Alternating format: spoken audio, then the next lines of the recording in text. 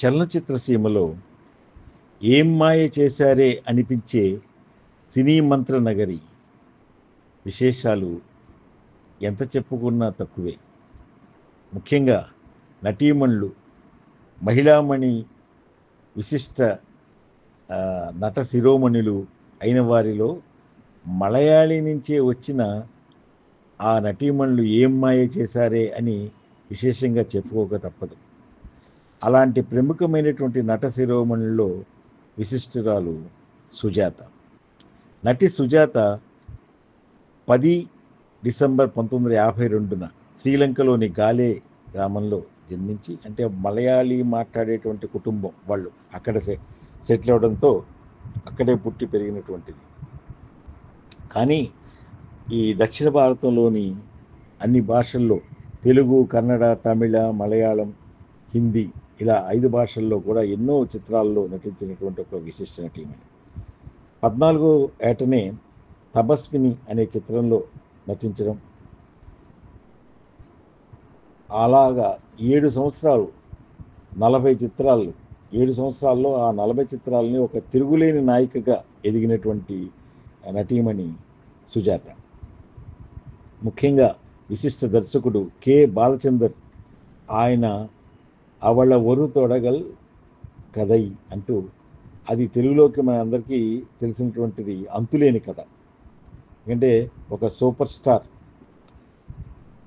మనని పలకరించినటువంటి దక్షిణాది అంతటికీ కూడా ఒకే ఒక్కడు, ఒక్కసారి చెప్తే భాష చెప్పినట్టు అన్నట్టు అటువంటి రజనీకాంత్ని అందించడమే కాదు, కమలాసన్ ఒక విశిష్ట విలక్షణ నటుడు అయినటువంటి, అలా జయప్రద ఉన్నా ఇలా అంతా ఉన్నా కూడా తెలుగులో అంతులేని కథలో మనం చూస్తాం కదా, ఆ నటిగా వెలిగిపోయింది సుజాత అందులో అని చెప్పచ్చు.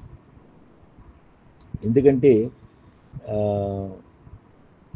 అటువంటి విలక్షణ నటి ఎన్నెన్నో చిత్రాలు వేసినా దాసరి నారాయణరావు తెలుగులో మనకి గోరింటాకు, ఆ గోరింటాకులో పూచినటువంటి ఒక గోరువంక అని చెప్పచ్చు.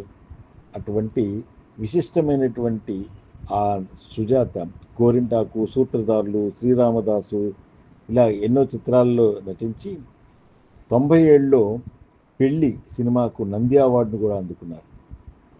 ఎందుకంటే ఆ గోరింటాకు 1979లో వస్తే 1997లో ఎన్నో చిత్రాలు వేసిన ఒక విలక్షణ నటన, ఆవిడ కలైమామణి అవార్డును కూడా అందుకున్నటువంటి ఒక ప్రతిష్టాత్మకమైనటువంటిది.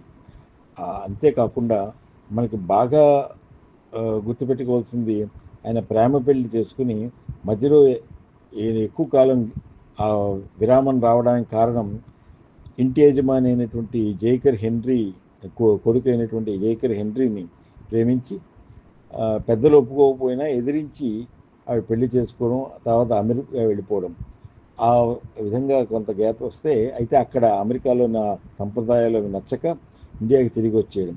ఆవిడకి ఒక కొడుకు కూతురు ఉన్నారు. అటువంటి ఆ బాధ్యతని వహిస్తూనే ఇటు సినిమాల్లో కూడా ఒక విలక్షణ నటిగా ఎదిగినటువంటి ఆవిడ.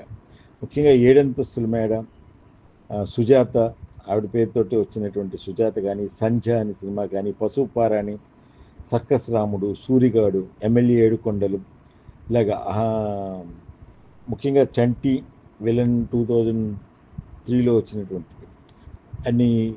ఇన్ని సినిమాల్లో నటించిన ఆవిడకి గోరింటాకు మనకి ఎప్పుడు గుర్తుండేటువంటిది. సూత్రధారుల్లో కానీ, అలాగే పెళ్లి సినిమాలో కానీ తన నటన యొక్క ఆ విలక్షణతకు సహృదయాభినందనలు తెలియజేస్తూ, ఆమె భౌతికంగా మనకి లేకపోయినా, ఎందుకంటే ఆవిడ 6th ఏప్రిల్ 2011లో భౌతికంగా నుంచి లేకపోయినా ఆవిడ చివరి దశలో అనారోగ్యంతో ఆవిడ పోవడం జరిగింది, తుదిశ్వాస తీసుకోవడం. లేకపోయినా కూడా ఈ సినిమాల్లో తెరస్మరణీయురాలుగా సుజాతని నివాళి అర్పిస్తూ, సహృదయ నివాళి అందిస్తూ భవదీయుడు డాక్టర్ వేదు శ్రీరామ్ శర్మ, శిరీష. ఈ వీడియో నచ్చితే షేర్ చేయండి, లైక్ చేయండి. మొదటిసారి ఛానల్ చూస్తున్నట్టయితే సబ్స్క్రైబ్ చేయండి. సుజాతకు సంబంధించిన సినీ విశేషాలు, వివరాలు తెలిస్తే కామెంట్ బాక్స్లో చెప్పండి. మీరు చూసిన సుజాత తొలి సినిమా ఏంటో కూడా కామెంట్ బాక్స్లో చెప్పండి. Stay tune man robo.